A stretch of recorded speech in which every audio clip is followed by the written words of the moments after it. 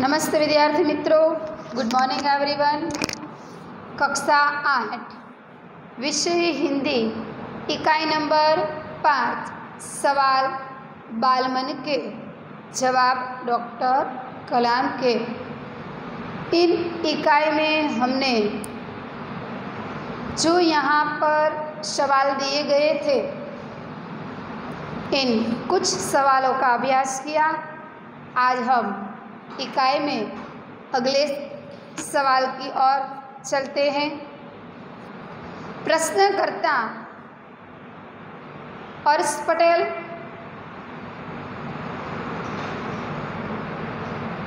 कक्षा 5, चंदूलाल विद्या मंदिर, मुंबई। यदि हम आपकी तरह बनना चाहें तो हमें क्या करना चाहिए?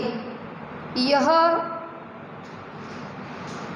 जो प्रश्न है, यहाँ तक हमने प्रश्न के बारे में जानकारी प्राप्त की थी। अब हम अगले प्रश्न की ओर चलते हैं। प्रश्नकर्ता चिराग जैन, कक्षा 7, बॉम्बे कैम्ब्रिज अंधेरी, पश्चिम मुंबई से। वह कौन सी बड़ी चुनौती है जिसका सामना हमें आज करना पड़ता है? ऐसी कौन सी चुनौती यानी कि ललकार।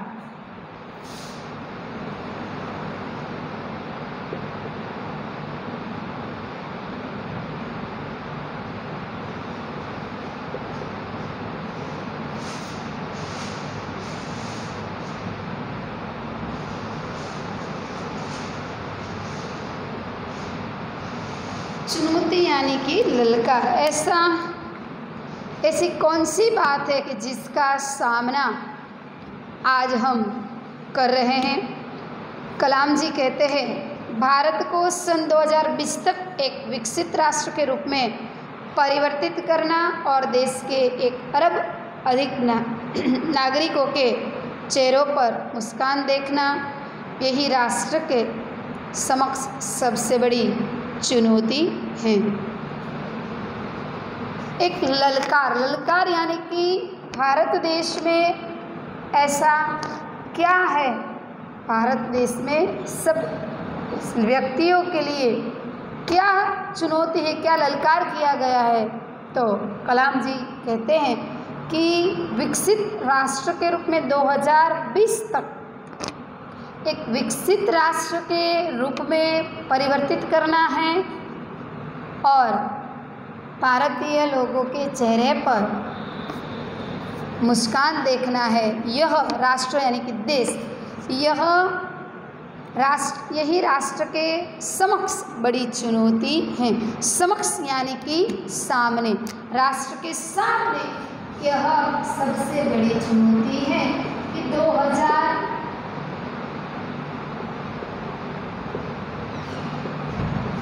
2020 तक पूरा भारतीय व्यक्ति जो है देश के, उसके चेहरों पर मुस्कान देखना। प्रश्नकर्ता हर्ष चांडक, कक्षा 7, एस राधाकृष्ण विद्यालय, मलाड, मुंबई। आपकी दृष्टि में साहस की परिभाषा क्या है? क्या प्रश्न करता है कि आपकी दृष्टि में साहस की परिभाषा क्या है? परिभाषा यानी कि व्याख्या, साहस यानी कि हिम्मत, कुछ करने की हिम्मत। साहस की परिभाषा आपके दृष्टि में क्या है? परिभाषा यानी कि व्याख्या।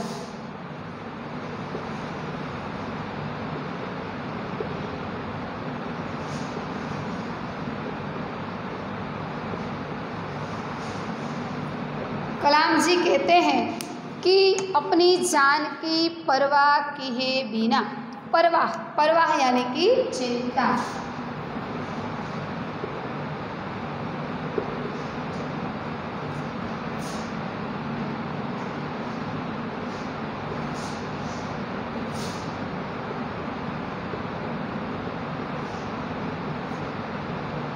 आपकी जान की परवाह यानी कि चिंता किए बिना दूसरों को संकट या आपदा से बचाना ही साहस है।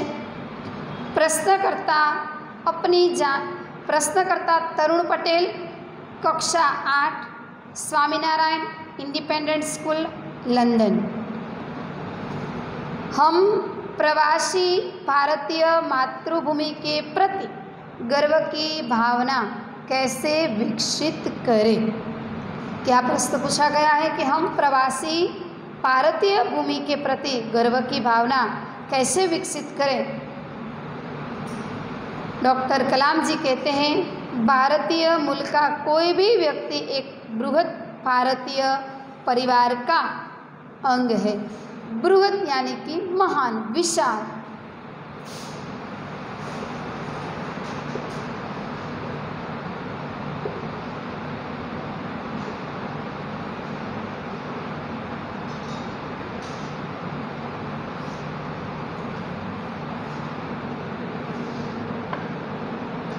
और हमारे देश की सांस्कृतिक विरासत पर गर्व है। विरासत यानी कि धरोहर।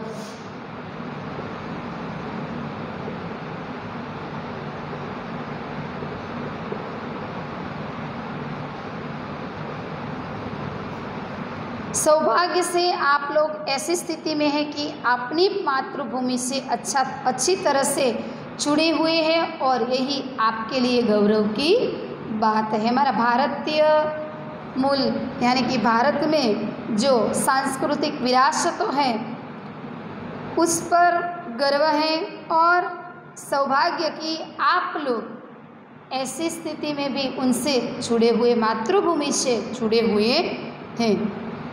प्रश्नकर्ता सत्यम, कक्षा 10, जिला स्कूल, मुंगेर।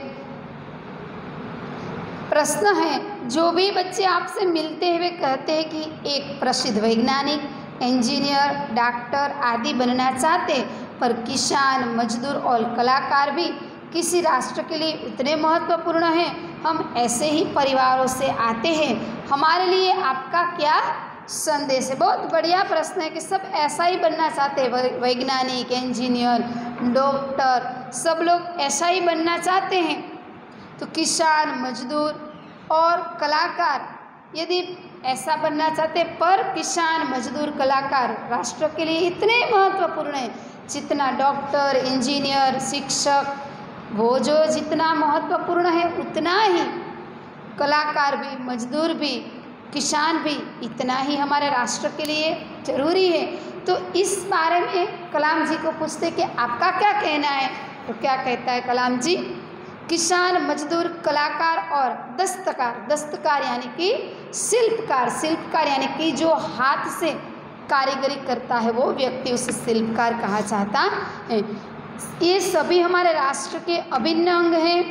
राष्ट्र निर्माण में उन सभी की सेवाओं की समान रूप से दरकार है। आप सभी को चाहिए कि अपने अपने क्षेत्र में सब उन्नति करें। सबको सब यही बनना चाहते हैं, पर हमारे राष्ट्र में किसान, मजदूर, दस्तकार उसके भी इतनी ज़रूरत है। वह भी हमारे देश के लिए, राष्ट्र के लिए इतना ही ज़रूरी है। इसलिए कलाम जी क्या कहते हैं कि आप सभी को चाहिए कि अब आप सब अपने अपने क्षेत्र में खूब प्रगति करें। प्रश्नकर्ता रोहित चतुर्वेदी, कक्षा 11, इस्लामिया इंटर कॉलेज, इटावा।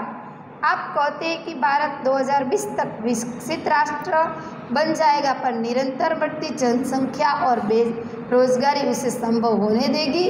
बहुत अच्छी बात बताई है कि आप कहते थे कि 2020 तक विकसित राष्ट्र भारत देश जो है वो हमारा पूर्ण विकसित राष्ट्र बन जाए, पर जनसंख्या और बेरोजगारी से यह बात संभव होगी। कलाम जी कहते हैं, विकास स्वयं जनसंख्या वृद्धि को रोकने की अचूक औषधि है। अचूक यानी कि निश्चित, व्यर्थ न होने वाली। इसमें जन शिक्षा, विशेषकर स्त्री शिक्षा की भी बात सम्मिलित है। इससे छोटा परिवार, सुखी परिवार की मान्यता को बल मिलता है। भारत 2020 का मिशन यह है कि युवाओं को रोजगार के पर्याप्त अवसर सुलभ करवाएं। ग्रामीण क्षेत्र में बड़ी संख्याओं में उद्योग धंधे स्थापित किए जाए जिससे उन क्षेत्रों में रोजगार के प्रचुर अवसर पैदा होंगे। क्या कहते कलाम जी कि यह बात सही है, पर इसमें जनसंख्या विशेषकर जनसंख्या के प्रति हमें विशेषकर ध्यान रखना चाहिए। स्त्री शिक्षा की इनमें बात सम्मिलित है, इसलिए छोटा परिवार सुखी परिवार इसकी मान्यता को बल देने से यह हमारा जो मिशन है वह हमें वहाँ तक पहुँचा सकता है। प्रश्नकर्ता अर्श मेहता, कक्षा 12वीं, तेजस हाई स्कूल, बड़ौदा। आपको ऐसा क्यों लगता है कि 2020 तक भारतीय विकसित राष्ट्र बन पाएगा? क्या कलाम जी को कहते कि आपको क्यों ऐसा लगता है कि 2020 तक भारतीय विकसित राष्ट्र बन जाएगा? कलाम जी कहते हैं भारत की जनसंख्या 1 अरब से अधिक है। आपकी पाठ्य पुस्तक में वहाँ पर थोड़ी गलती हो गई, अब जो लिखा है वहाँ पर अरब शब्द आएगा। इसमें 54 करोड़ लोग 25 वर्ष के कम आयु के हैं। ये हमारी राष्ट्रीय शक्ति है। भारत को 2020 तक विकसित राष्ट्र में परिवर्तित करने के लिए हमारे पास प्रचुर प्राकृतिक संसाधनों के साथ ही सुनियोजित खाका की उपलब्धि है। 54 करोड़ युवाओं के विचारों की एकता निश्चय ही इसे विकसित राष्ट्र से परिवर्तित करने में सफल होगी। यानी कि हमारे पास युवा वर्ग भी है, उसे परिवर्तित करने के लिए प्राकृतिक संसाधनों भी हैं और सुनियोजित यानी कि अच्छी तरह सोच समझकर बनाया हुआ एक ढांचा भी हमारे पास है। इसलिए हम अवश्य इसको परिवर्तित कर पाएंगे, क्योंकि हम जो परिवर्तन करना चाहते हैं भारत देश के प्रति, वहाँ तक पहुँचने के लिए हमारे पास एक अच्छी तरह की सोच है, समझ है और ढांचा भी है। इसलिए हम अवश्य उसे परिवर्तित करने में सफलता प्राप्त कर सकेंगे। अगला प्रश्न है एस कार्तिक, कक्षा 12वीं, Amar Jyoti English high school, Bengaluru. कई छात्रों के बड़े बड़े लक्ष्य होते हैं, पर आर्थिक तथा अन्य समस्याओं के कारण वे उन्हें प्राप्त नहीं कर पाते। वे अपना लक्ष्य आखिर कैसे प्राप्त कर सकते हैं? बहुत बढ़िया बात बताई है कि कई छात्रों, कई विद्यार्थियों को के बड़े बड़े लक्ष्य होते हैं, बड़े बड़े ध्येय होते हैं कि मुझे ये बनना है, मुझे वो बनना है, पर कई आर्थिक समस्याएं या तो कोई दूसरा कारण उसके जीवन में ऐसा आ जाता है कि उनके वजह से वह अपने लक्ष्य तक नहीं पहुंच सकते हैं। तो वह अपना लक्ष्य आखिर किस तरह प्राप्त करें? उसे लक्ष्य तक पहुंचना है, पर उनके सामने यह समस्याएं आती है, तो वह समस्या की वजह से वो अपना लक्ष्य तक नहीं पहुंच पाते। तो वह क्या करे कि वह अपने आप लक्ष्य को शामिल कर सके, प्राप्त कर सके। कलाम जी कहते हैं कि स्कूल में पढ़ाई में अच्छे प्रदर्शन करने पर छात्रवृत्ति प्राप्त होगी, साथ ही उच्च शिक्षा के लिए बैंकों के ऋण लेने हेतु पात्रता भी बनेगी। जीवन में ऊंचा लक्ष्य निर्धारित करने पर बाधाएं तो आती ही हैं। बाधाएं यानी कि विघ्न, मुश्किलें हमें हमारे जीवन में हमें लक्ष्य तक पहुंचने के लिए कई सारी मुश्किलों का सामना करना पड़ता है, पर हमें कठोर परिश्रम और उत्कृष्ट कार्यों से इन्हें पराजित करना होगा। हमें जो तय किया है, हमें लक्ष्य तक पहुंचने का निर्धार किया है, पर हमें वहां तक पहुंचने के लिए कठोर परिश्रम और उत्कृष्ट कार्यों से उन्हें पराजित करना होगा। विघ्न, बाधाओं से व्यक्ति को पराजित नहीं होना चाहिए। बहुत अच्छी बात बताई है कि हमारा जो लक्ष्य है, हमारा ध्येय है, वहाँ तक पहुँचने के लिए कितनी सारी मुश्किलें हमारे जीवन में आएगी, पर हमें मुश्किल को पराजित करना है, हमें पराजित नहीं होना है। विघ्न बाधाओं से व्यक्ति को पराजित नहीं होना चाहिए। अपने लक्ष्य तक पहुंचने के लिए उन्हें जो भी कार्य करना पड़े, जो भी करना पड़े वह उन्हें करना चाहिए। प्रश्नकर्ता मिथुन के द्वितीय वर्ष बी लेवल यानी कि कॉलेज का द्वितीय वर्ष में वह अभ्यास करता था। EITC अमृतापुरी, EICT अमृतापुरी।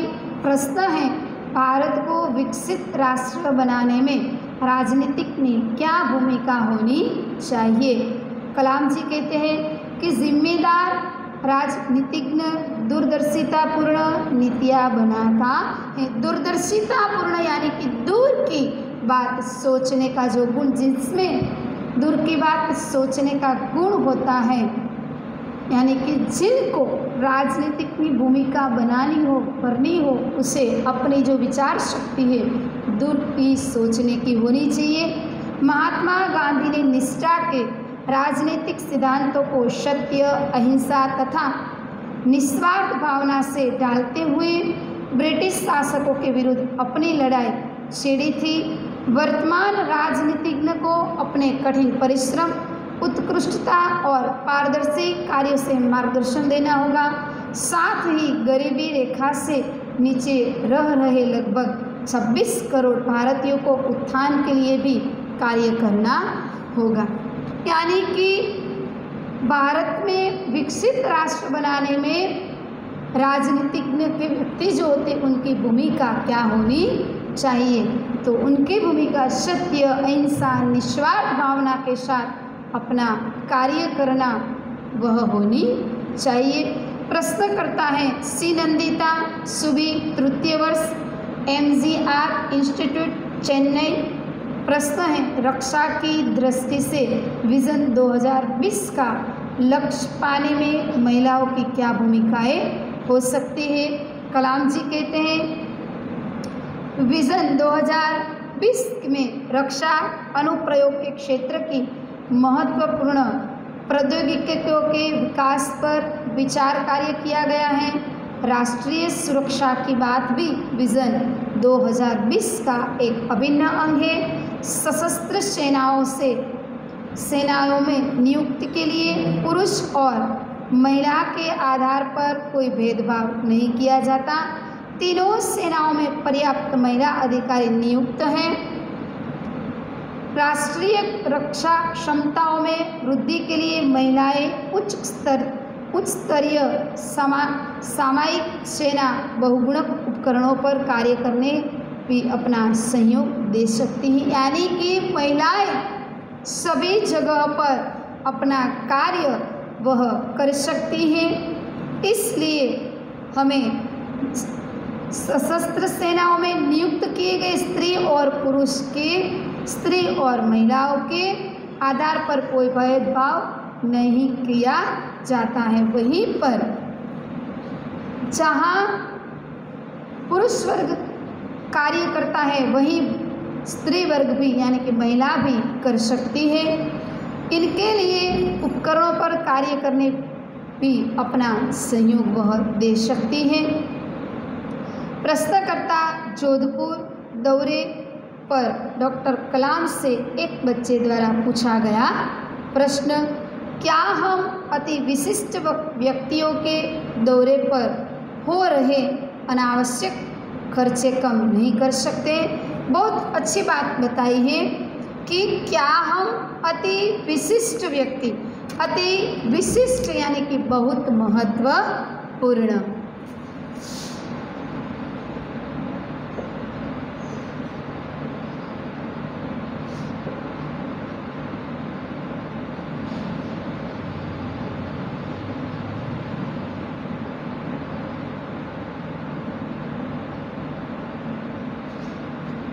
बहुत महत्वपूर्ण। ये जो व्यक्ति हैं उनके खर्च, अनावश्यक खर्च, इसके लिए जो खर्च किया जाता है वह क्या कम नहीं हो सकते, कम नहीं कर सकते? कलाम जी ने बहुत बढ़िया आंसर दिया है। कि तुमने इस मंच पर एक बड़ी सी कुर्सी देखी होगी।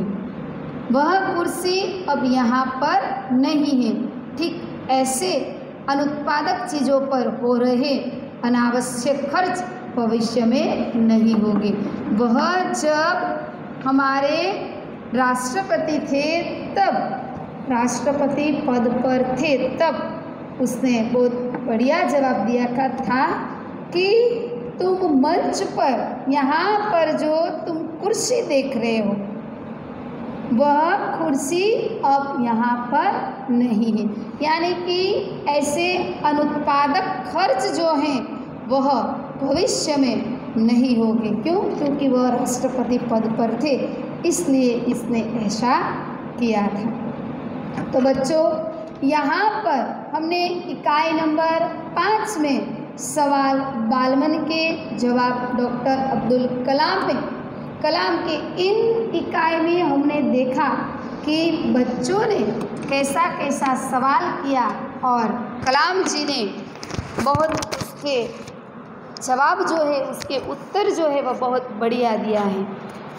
इस प्रश्न में से हमें कुछ अधिक जानकारी मिलती है और उनके साथ साथ कलाम जी ने जो जवाब दिए हैं, उन जवाबों में से, उन उत्तरों में से हमें भी हमारे जीवन में कुछ करना चाहिए। हमारे जीवन में हमें आगे बढ़ने के लिए हमें क्या क्या करना चाहिए, इसकी बात हमें यही जो यहाँ पर कलाम जी ने जो उत्तर दिए हैं, उन उत्तरों में से हमारे जीवन में भी कई सारे ऐसे प्रश्न यहाँ पर बनते हैं, इसके जवाब हमने यहाँ पर मिल जाते हैं। उनकी वजह से हमें भी इनमें से कई ज़्यादा ज्ञान प्राप्त होता है। तो बच्चों, यहाँ आज हमने इकाई नंबर 5 का अभ्यास पूर्ण किया।